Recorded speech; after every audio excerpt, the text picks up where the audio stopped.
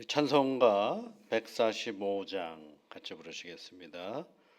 145장. 오 거룩하신 주님, 그 상하신 머리 조롱과 욕에 쌓여 가시관 쓰셨네.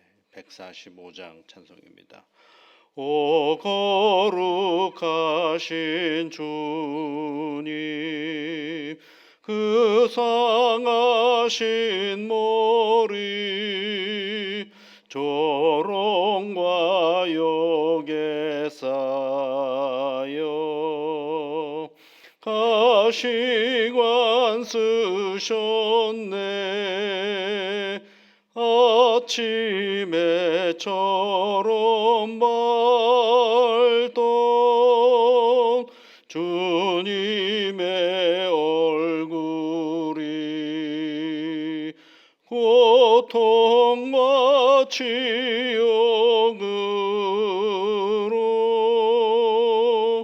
장백해지셨네.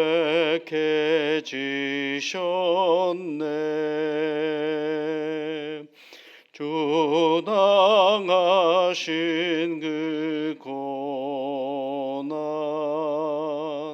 죄인이 함이라. 내 지은 죄로 인해 형벌을 받았네. 내 주여 비옵나니 이 약한 죄인을 은혜와 사랑으로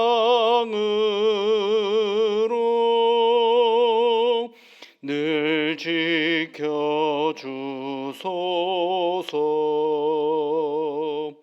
나 무슨 말로 주께 다 감사드리랴.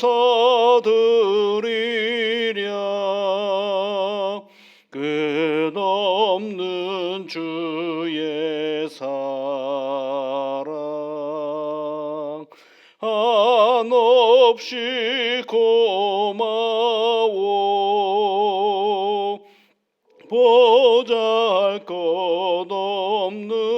나를 주의 것 삼으사 주님만 사랑하며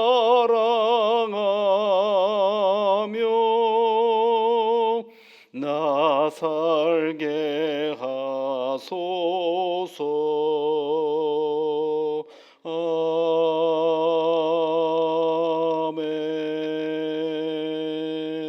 아멘. 하나님 아버지, 이른 아침에 저희들을 깨워주시고 기도하는 자리로 불러주셔서 감사드립니다.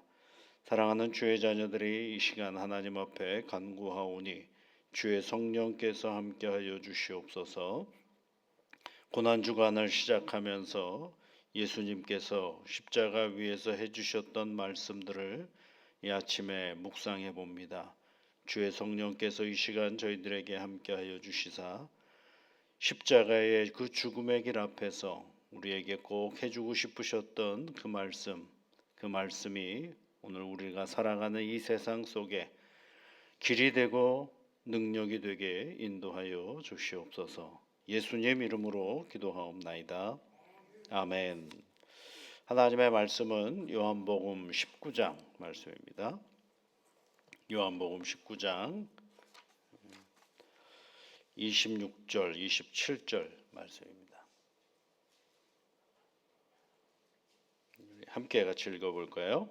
예수께서 자기의 어머니와 사랑하시는 제자가 곁에 서 있는 것을 보시고 자기 어머니께 말씀하시되 여자여 보소서 아들이니이다 하시고 또 그 제자에게 이르시되 보라 내 어머니라 하신대 그때부터 그 제자가 자기 집에 모시니라. 아멘. 예수님께서 십자가 위에서 세 번째 해주셨던 말씀입니다. 첫 번째 해주셨던 말씀은 아버지여 저들을 사하여 주옵소서 자기 하는 일을 알지 못함이니이다. 이런 말씀을 해주셨고 두 번째는 강도에게 해주셨던 말씀이죠. 오늘 내가 나와 함께 있으리라 그렇게 얘기를 해줬고 오늘은 세 번째 말씀은 여자여 보소서 아들이니이다. 제자에게 해주셨던 제자를 향하여 예수님의 어머니에게 해주셨던 말씀이고 또 제자에게는 뭐라 그러셨어요? 보라 내 어머니라 이렇게 얘기를 하셨죠. 이 본문을 읽을 때마다 사람들은 예수님이 해주신 말씀이니까 나름 이해가 될 것 같기도 한데 또 한편으로는 왜 어머니한테 여자라 그랬을까 이런 생각을 하기도 합니다. 그러니까 여자라는 말을 뭐 존칭이다 이런 표현들도 쓰기도 하는데 여자라는 말을 왜 굳이 했을까? 어머니라는 말도 안 썼으면 모르겠는데 그 뒤에 보면 또 어머니입니다. 네 어머니다 이렇게 얘기를 하잖아요. 그러니까 그 앞에서 어머니 보소서 아들이니이다 이렇게 얘기해도 되잖아요. 근데 굳이 여자라는 단어를 따로 예수님께서 쓰셨다라는 것입니다. 어머니라는 단어를 쓰지 않으려고 애를 썼다라기보다는 어머니와 다른 어떤 단어를 통하여 우리 하나님께 예수님께서 무슨 말씀을 해주시려고 하시는 것인가라는 생각을 해볼 필요가 있습니다. 첫째로 이것을 이제 예수님의 효심으로 표현할 때가 있습니다. 없지 않아 있죠. 예수님의 효심이 분명히 있죠. 어머니에 대한 생각, 어머니에 대한 마음, 어머니에 대한 슬픔도 있을 것입니다. 그러면 여러분 생각해 보십시오. 효심이라 그러면 예수님의 형제들도 있을 것 아니겠어요? 예수님의 형제들, 다른 형제들도 있어요. 그러니까 이렇게 얘기하면 되죠. 형제들한테 먼저 어머니를 잘 부탁한다. 그렇게 얘기를 해도 되지 않을까요? 예수님이 외에 다른 형제들이 있으니까 제자들에게 맡길 일이 아니라 제자에게 맡길 일이 아니라 다른 형제들에게 맡겨도 될 터인데 굳이 예수님이 제자를 향하여서 내 어머니다 이렇게 얘기를 하신 이유는 뭘까?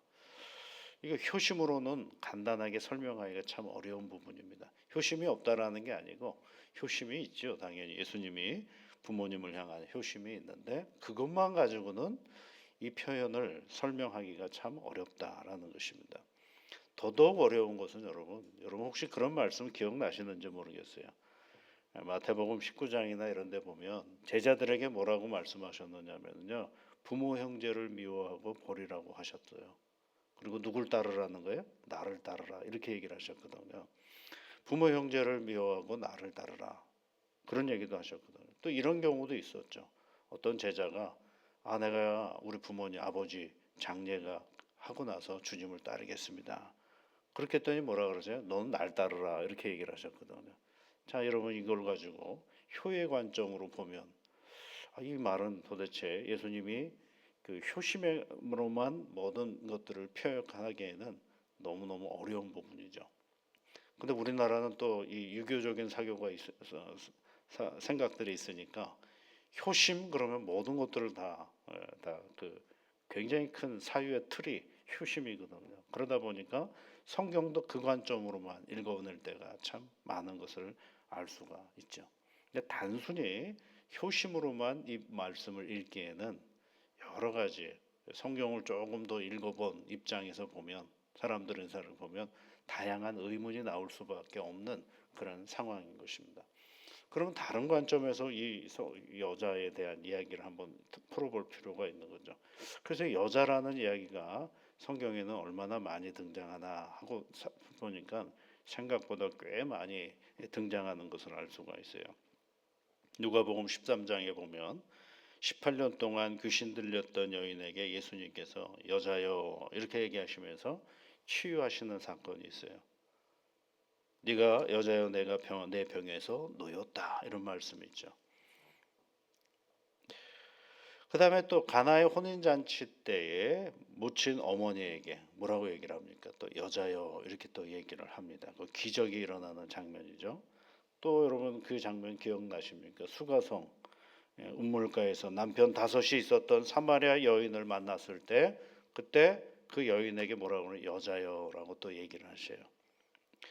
이런 장면은 어떠세요? 가늠하다 잡힌 여인이 예수님에게 왔을 때요. 여자여 다시는 가서 이 죄를 짓지 말라라고 또 얘기하시는 장면이 있죠. 그다음에 이제 그 예수님의 빈무덤에 왔던 그 막달라 마리아에게 뭐라고 또 얘기를 하시느냐면 여자여라고 얘기를 하셔요. 그러니까 여러분 생각보다 여자여라고 예수님께서 말씀하시는 경우가 굉장히 많은데 이런 본문들의 공통점이 있어요. 그것은 뭐냐면 다 구원의 사건이 일어나는 그런 그 시점에서 예수님은 자기 앞에 있는 그 한 사람 한 사람을 향하여 여자여라고 얘기를 하고 있었다라는 것입니다.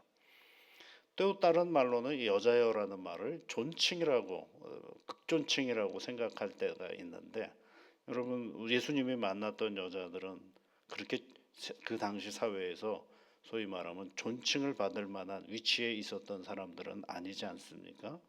간음하다 잡혀오고 막달라 마리아 일곱 귀신이 쫓아내었던 붙었던 여인이고 또 수가성 운물가의 남편 다섯이 있었던 여인 이런 여인들은 누가 봐도 존중을 받을 그러니까 높임을 받을 만한 사람들은 아니지 않았습니까? 그런데 그런 분들에게 다도 뭐라고 되어 있냐면 여자여라고 얘기를 했어요. 그러니까 이 관점에서 보면 여자라는 말은 예수님께서 어머니를 높이는 표현이다. 그것도 한계가 있는 것이거든요. 그러면 이 여자여라는 말은 어느 때 썼다고요?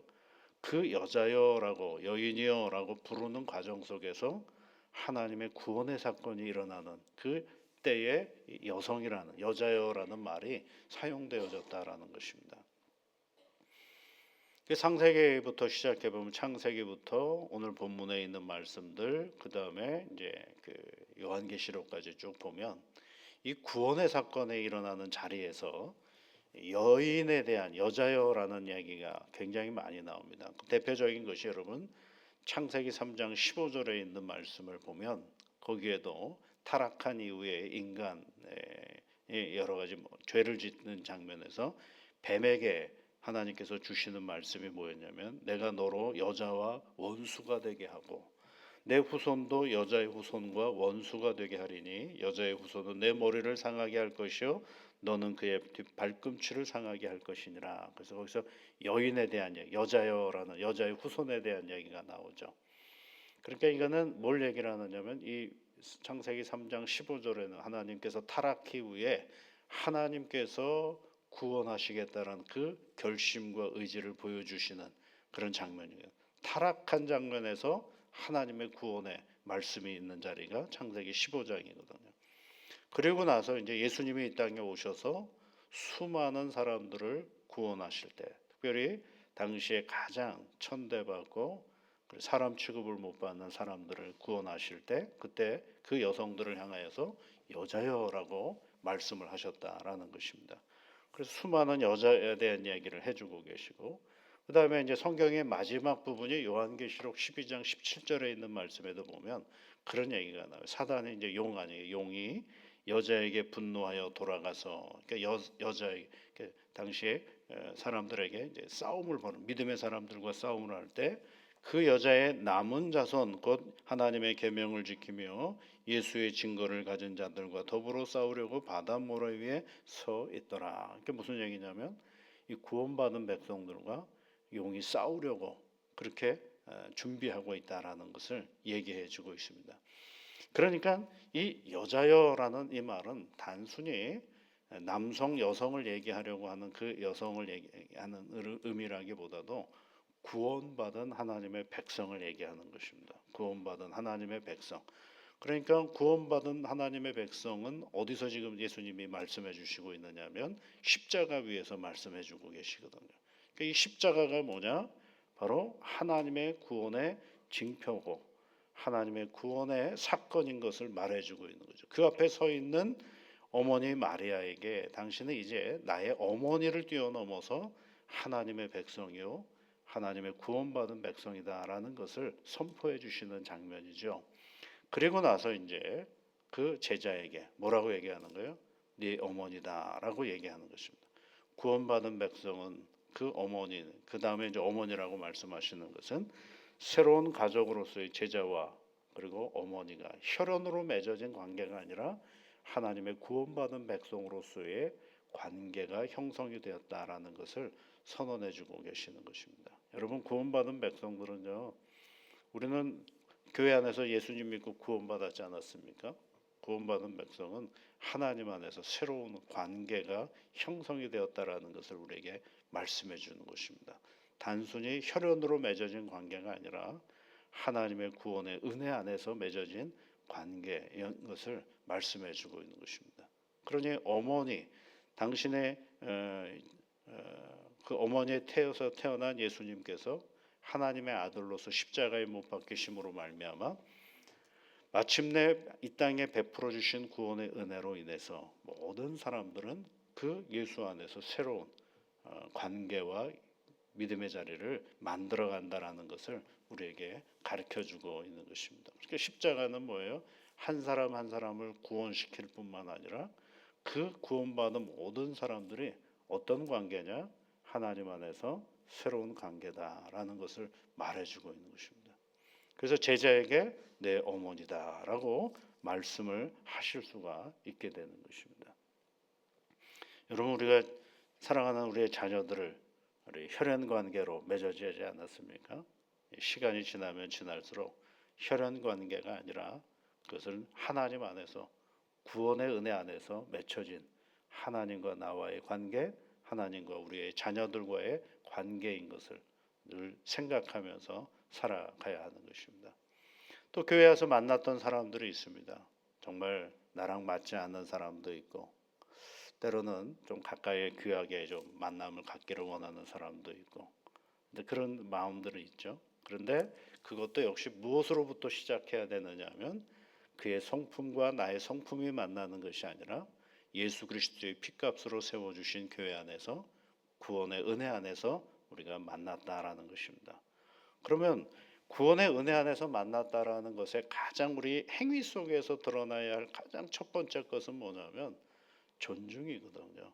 하나님이 그의 아들을 이 땅에 주시기까지 나를 구원하신 것처럼 나를 위해서 예수님이 오신 것처럼 누구를 위해서도 예수님이 오셨어요?